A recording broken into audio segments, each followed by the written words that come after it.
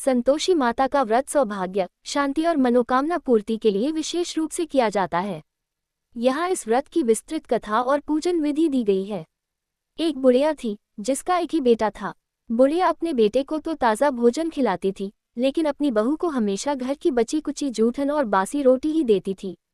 बेटा सीधा साधा था, इसलिए वह अपनी माँ के व्यवहार को समझ नहीं पाया।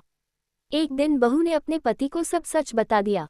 जब बेटे ने खुद अपनी आंखों से यह भेदभाव देखा तो उसे बहुत दुख हुआ।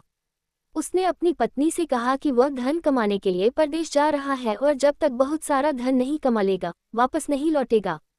बहू बहुत दुखी हुई, लेकिन उसने पति को विदा कर दिया। पति के जाने के बाद सास और जेठानी के अत्याचार और बढ़ गए। बहू को घर का सारा कठिन काम करना पड़ता और जंगल से लकड़ियां बीनकर लानी पड़ती।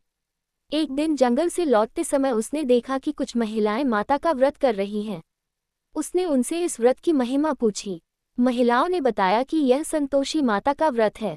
इसे करने से दुख दरिद्रता दूर होती है, व्यापार में लाभ होता है और परदेश गए व्यक्ति सकुशल लौट आते हैं।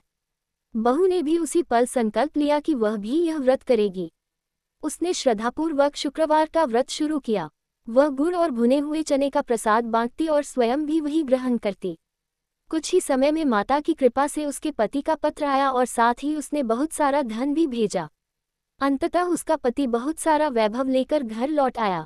पति के आने पर बहू ने माता का उद्यापन करने का निश्चय किया। उद्यापन के दिन बहू ने अपने जेठ के बच्चों को भोजन पर बुलाया। उसकी ईर्ष्यालु जेठानी ने बच्चों को पहले ही सिखा दिया कि वे भोजन में खटाई की जिद करें। संतोषी माता के व्रत में खटाई खट्टा भोजन पूरी तरह वर्जित है। बच्चों ने भोजन के समय खटाई मांगी और मना करने पर बाहर से इमली खरीदकर खा ली। इससे माता रुष्ट हो गई और राजा के सैनिक उसके पति को पकड़कर ले गए। बहू बहुत रोई और माता से प्रार्थना की। माता ने उसे स्वप्न में बताया कि उद्यापन में हुई खटाई की गलती के कारण ही यह संकट आया है।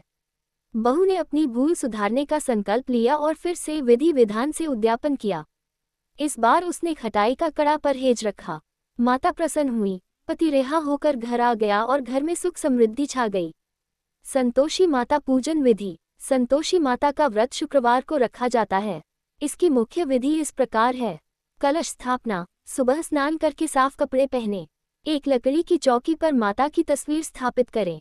एक तांबे के कलश में जल भरकर रखें और उसके ऊपर गुड़ और भुने हुए चने का कटोरा रखें। पूजन। माता को अक्षत, फूल और कुमकुम अर्पित करें। दीपक जलाएं। कथा श्रवण। हाथ में गुड़ और चने लेकर संतोषी माता की व्रत कथा पढ़ें या सुने। कथा समाप्त होने के बाद संतोषी माता की जय बोलें। आरती। कथा के बाद माता की आरती करें।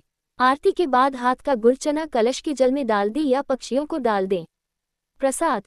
कलश के ऊपर रखे गुड़ चने को प्रसाद के रूप में परिवार के सभी सदस्यों को बांटें। भोजन। इस दिन स्वयं केवल एक समय भोजन करें। भोजन में गुड़ और चने का ही विशेष महत्व होता है। विशेष नियम। सावधानी। सबसे महत्वपूर्ण नियम, व्रत करने वाले व्यक्ति और उसके परिवार के किसी भी सदस्य को शुक्रवार के दिन खटाई जैसे नींबू, इमली, दही, आम का अचार आदि न तो खानी चाहिए और न ही घर में लानी चाहिए।